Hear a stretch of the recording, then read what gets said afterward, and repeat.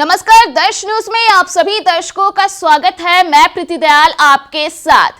देखिए, प्रधान शिक्षक के लिए पिछले दिनों परीक्षाएं ली गई थी, जिसके बाद अब डॉक्यूमेंट वेरिफिकेशन किया जा रहा था। जी हां, बता दें कि 13 दिसंबर का वह दिन था जो कि डॉक्यूमेंट वेरिफिकेशन के लिए आखिरी दिन था। और आपको याद दिला दें कि 13 दिसंबर को बीपीएससी पीटी की परीक्षा भी थी। ऐसे में कहा जा रहा है कि कई ऐसे शिक्षक थे जिनका डॉक्यूमेंट वेरिफिकेशन नहीं हुआ, या फिर कई तरह की जो परेशानी है वो प्रधान शिक्षक पद के लिए उन्हें हो रही थी, डॉक्यूमेंट वेरिफिकेशन के लिए हो रही थी। ऐसे में वे अब परेशान है कि कैसे उनका डॉक्यूमेंट वेरीफाई होगा और कैसे आगे का काम होगा। तो बता दें कि उन्हें टेंशन लेने की जरूरत नहीं है और क्या कुछ प्रक्रिया आगे अपनाई जाएगी, इस मुद्दे पर बातचीत करने के लिए हमारे साथ मौजूद है जनसुराज के प्रवक्ता अमित विक्रम। तो सर, जिस तरह से पिछले दिनों से लगातार डॉक्यूमेंट वेरिफिकेशन को लेकर के खबरें सामने आ रही है कि कहीं ना कहीं परेशानी का सामना करना पड़ रहा है, तो क्या कुछ आगे आने वाले दिनों में उन शिक्षकों के लिए प्रक्रिया अपनाई जा सकती है जो कि चूक गए हैं, जिनका वेरीफाई नहीं हो पाया है डॉक्यूमेंट? देखिए, ये जो प्रधान शिक्षक की बहाली है, पहले तो 2 साल तक फंसी रही योग्यता को लेकर के। 2021 में जब नियमावली बनी तो उस समय नियम लगा दिया गया था कि 8 वर्ष प्रशिक्षित वेतनमान का अनुभव होना चाहिए। उसके बाद बहुत सारे शिक्षक संगठन, खास करके जो टीटी के संगठन थे, वो लोग केस में गए, हम लोग भी गए थे उस वक्त केस में, और कोर्ट ने आदेश दिया कि नहीं, इसको रिकंसिडर किया जाए। उसके बाद भी 1 साल तक फाइल लगभग पड़ा रहा। परीक्षा से 3 दिन पहले कोर्ट ने स्टे लगा दिया था, पड़ा रहा फाइल। और इस बार जब सक्षमता परीक्षा को लेकर के आंदोलन चल रहा था, तो उस समय हम टीटी शिक्षक संगठनों की यह सहमति बनी कि हम लोग सक्षमता परीक्षा का समर्थन करेंगे, लेकिन शर्त यह होना चाहिए कि प्रधान शिक्षक में हमें मौका मिले। और इसी आधार पर सरकार से हमारा समझौता हुआ और हमने उनसे बातचीत भी यही तय की कि हम लोग सक्षमता परीक्षा का समर्थन करेंगे, लेकिन प्रधान शिक्षक की परीक्षा में ये जो अनुभव की बाध्यता है, 8 वर्ष प्रशिक्षित वेतनमान में अनुभव की बाध्यता, उसको हटा करके केवल 8 वर्ष की बाध्यता की जाए। और इसके बाद वो प्रक्रिया शुरू हुई, मतलब पहले तो प्रावधान में चेंज किया गया, योग्यता में चेंज हुआ, उसके बाद हुआ।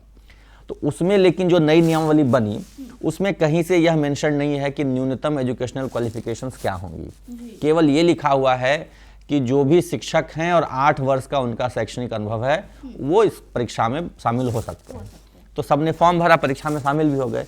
अब काउंसलिंग के वक्त क्या हो रहा है कि पूर्व की नियमावली, जो 2021 की नियमावली थी, उसके आधार पे कई सारे जिलों में कहा जा रहा है कि नहीं, जो ग्रेजुएट टीचर्स हैं, जो स्नातक परीक्षा पास हैं, केवल वही एलिजिबल है, बाकी को इनएलिजिबल किया जा रहा है।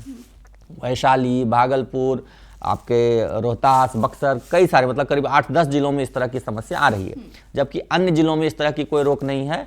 जो भी शिक्षक हैं, उनकी योग्यता इंटर हो, ग्रेजुएट हो, पोस्ट ग्रेजुएट हो, सबको इसमें एलिजिबल माना जा रहा है। और माना जाना भी चाहिए, क्योंकि नियमावली, जो नई नियमावली है, पुराने नियमावली में था कि ग्रेजुएट होना चाहिए, लेकिन नई नियमावली में ये कहीं से नहीं था कि ग्रेजुएट होना चाहिए। सिर्फ ये लिखा हुआ है कि जो भी शिक्षक हैं सरकारी विद्यालयों में, वो 8 वर्ष की सेवा अगर उनकी पूरी हो चुकी है तो वो इस परीक्षा में बैठ सकते हैं। तो ये एक बड़ा कारण है जिसके कारण से बड़ी संख्या में शिक्षकों को इनएलिजिबल किया जा रहा है, उनको अयोग्य बताया जा रहा है और उनके काउंसलिंग में डाउटफुल लिख दिया जा रहा है। जी। इसके बाद दूसरा कारण क्या हो रहा है कि बहुत लोगों ने जो मोबाइल नंबर दिया था अपना फॉर्म भरने वक्त, वो आधार लिंक्ड वाला मोबाइल नंबर नहीं था। जैसे हम लोग भी 2-3 नंबर रखते हैं, 2 नंबर तो आजकल सबको रखते हैं। तो एक नंबर दे दिया था उसमें से कोई, उस समय ये नहीं बताया गया था कि जो आधार से लिंक्ड नंबर है वही देना है, तो कोई एक नंबर दे दिया। अब क्या हो रहा है, उसी नंबर पे आधार का OTP मंगाया जा रहा है, लेकिन मतलब जो नंबर आधार से लिंक था वही नंबर जी, इस तरह की कोई क्लियर गाइडलाइंस नहीं था, सिर्फ नंबर, मोबाइल नंबर से मांगा गया था। तो ये कंफ्यूजन की वजह से अब क्या हो रहा है, ऐसे भी बहुत सारे लोगों का काउंसलिंग कहा जा रहा है जिनका कि आधार वाला लिंक, अच्छा आधार क्या है कि 10 साल पहले बना था। अधिकतर क्या होता है, वो 10 साल पुराने नंबर किसी घर में किसी और के पास है या घर में रखा रहता है, व्यक्ति पर्सनली बंद भी हो जाता है, लेकिन ट्रांसफर भी करा लिया है तो घर में रखा हुआ है, किसी के हस्बैंड यूज करते हैं, किसी के घर पे रखा रहता है, किसी के फादर यूज करते हैं, क्योंकि 10 साल पहले सबकी उम्र आयु कम थी और उस समय बहुत लोग नौकरी में भी नहीं थे, तो अपना अपना करवाए थे उस समय। तो ये एक दूसरा प्रॉब्लम आ रहा है। तीसरा प्रॉब्लम क्या हो रहा है कि जो अनुभव प्रमाण पत्र है, बहुत सारे जिलों में उस समय चूंकि बड़ी संख्या में लोग अप्लाई करने लगे अनुभव प्रमाण पत्र के लिए, तो अनुभव प्रमाण पत्र जिलों ने अपने ना दे करके कह दिया कि आप अभी फिलहाल अपने HM से या प्रखंड शिक्षा पदाधिकारी से उसको साइन मुहर करा करके आप अप्लाई कीजिए, और जब फाइनल काउंसलिंग होगी तब आपको डीओ ऑफिस से मिलेगा। परीक्षा पास करने के बाद आपको डीओ ऑफिस से निर्गत होगा। अब क्या हो रहा है, जब काउंसलिंग में जा रहे हैं कई जगह तो डीओ ऑफिस से निर्गत किया हुआ लेके जा रहे हैं, कह रहे हैं कि नहीं ये आपका गलत है, आपने जब अप्लाई किया तो उस समय जिला शिक्षा पदाधिकारी वाला क्यों नहीं अप्लाई किया। तो ये 3 प्रमुख कारण हैं जिनके लिए डाउटफुल किया जा रहा है। और पिछले 4 दिनों में जो काउंसलिंग चली है, अधिकांशतः जो डाउटफुल केसेस हैं प्रधान शिक्षक में, वो इन्हीं तीन कारण हैं। अब इसको लेकर के हम लोगों ने कल शिक्षा विभाग में भी बातचीत की थी, हम शिक्षा विभाग पदाधिकारियों से हमने मुलाकात की और उनको इन सब से अवगत कराया। तो उनका कहना है कि इसको लेकर के जब सारी डिटेल्स आ जाएंगे सभी जिलों से कि किस किस कारण से क्या किया गया है, तो हम लोग उनका अध्ययन करेंगे और एक फिर से डेट देंगे काउंसलिंग के लिए। जी, फिर से डेट देंगे। लेकिन इस पर हम लोगों ने उनको प्रस्ताव यही दिया है कि चूंकि जितने भी लोग पास किए हैं वो तो पहले से ही शिक्षक है और उन सब का रिकॉर्ड ई शिक्षा कोष ऐप पर है। सारे शिक्षकों का A to Z, उनका एजुकेशनल से लेकर एक्सपीरियंस से लेकर के कब किस स्कूल में कितने दिन है, सब कुछ है। तो हमने यही अनुरोध किया है कि सबका आप ये वाटर मार्क वाला जो फंडा है कि जो बीपीएससी की वेबसाइट पे वाटर मार्क में अपलोड हुआ था उसी से हम मिलान करेंगे। उस प्रक्रिया को बदल करके ई शिक्षा कोष ऐप पर सबका डिटेल्स है, वहां से ऑनलाइन वेरिफिकेशन सबका किया जा सकता है आसानी से।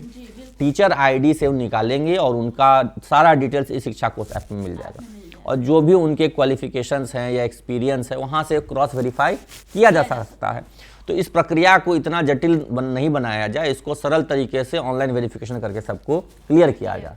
और उसमें अगर ऑनलाइन वेरिफिकेशन में या ई शिक्षा कोष ऐप में किसी के सर्टिफिकेट में कोई गड़बड़ी है या कोई कमी है, तब उसे दोबारा काउंसलिंग के लिए बुलाया जाए। तो इससे प्रक्रिया सरल हो जाएगी और प्रधान शिक्षकों की बहाली जल्द से जल्द होगा।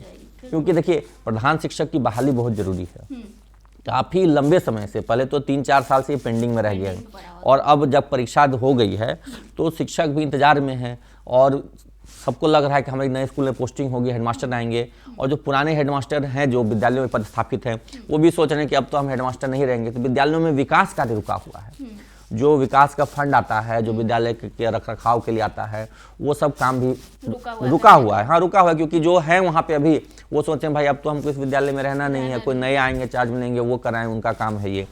और जो शिक्षक पास किए हुए हैं वो भी इस इंतजार में है कि अब तो हमको ये स्कूल छोड़ के दूसरे स्कूल में जाना है। तो इस तरह के जो विद्यालय का शैक्षणिक गतिविधि है वो भी कहीं ना कहीं प्रभावित हो रहा है। तो जरूरी है कि इसको जल्द से जल्द कर लिया जाए। बिल्कुल।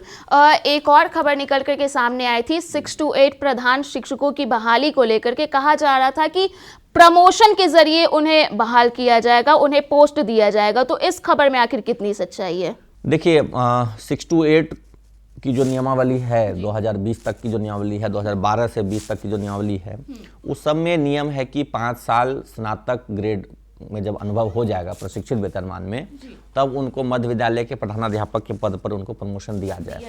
और इसको लेकर के कई केसेस हुए, पिछले 4-5 साल में बहुत सारे केस हुए हैं और हर केस में हाई कोर्ट का यही डायरेक्शन आया है कि इनको प्रमोशन दिया जाए। लेकिन विभाग ने इस मामले पर एक नीतिगत निर्णय लिया हुआ है कि अब हम प्रधानाध्यापकों का पद प्रमोशन से नहीं भरेंगे, परीक्षा से ही भरेंगे। क्योंकि जो समग्र शिक्षा अभियान की प्रोजेक्ट अप्रूवल बोर्ड की बैठक होती है उसमें पहले 1 to 5 में भी प्रमोशन से ही प्रधान शिक्षक का पद भरने की प्रस्ताव इन्होंने दिया था।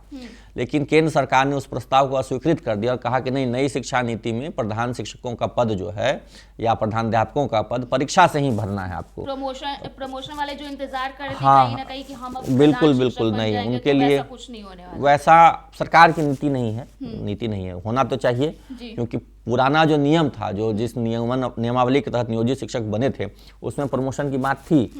लेकिन अब जो नई शिक्षा नीति आई है और सरकार का जो ये रुख है, केंद्र सरकार का भी जो रुख है, बिहार सरकार का भी जो रुख है, वो ये है कि हम लोग अब परीक्षा से ही प्रधान अध्यापकों या प्रधान शिक्षकों की बहाली करेंगे।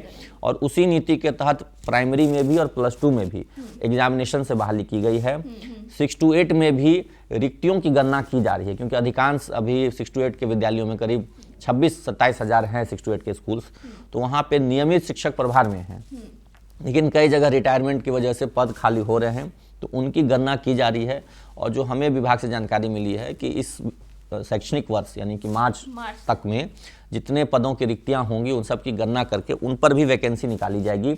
इसी प्रक्रिया से, बीपीएससी वाली परीक्षा वाली प्रक्रिया से ही मध्य विद्यालय के भी प्रधानाध्यापकों के पद पर बहाली होगी। हाँ, बहाली की जाएगी और उसमें जो अनुभव शायद 5 साल का उसमें अनुभव रखेंगे 6 to 8 के जो शिक्षक होंगे उनके लिए, तो उनको भी परीक्षा ही देनी पड़ेगी। विभाग का यही है मानना, और केंद्र सरकार भी जो समग्र शिक्षा अभियान की प्रोजेक्ट अप्रूवल बोर्ड होती है उसमें भी यही प्रपोजल है, उसका भी यही कहना है कि कोई भी अब बहाली जो है या जो प्रधान शिक्षक प्रधानाध्यापक वाली है, आप डिपार्टमेंटल एग्जाम या प्रमोशन के लिए एग्जाम ही लीजिए, बिना एग्जामिनेशन के इन पदों पर आप किसी को बहाल नहीं कीजिए। बिल्कुल। तो कुल मिलाकर देखा जाए तो प्रधान शिक्षकों को लेकर के इन्हीं 2 मुद्दों को लेकर के बता दें कि जो परेशानी थी वो लगातार पिछले दिनों से देखी जा रही थी। हालांकि आपने जनसुराज के प्रवक्ता अमित विक्रम का बात भी सुना, उनकी जो बातें थी वो इन्हीं मुद्दों को लेकर के थी, और आशा करते हैं कि जो परेशानी को लेकर के जो खबरें सामने आ रही थी उसे लेकर के आप स्पष्ट हो गए होंगे। तो फिलहाल के लिए इतना ही, तब तक के लिए आप देखते रहिए दर्श न्यूज।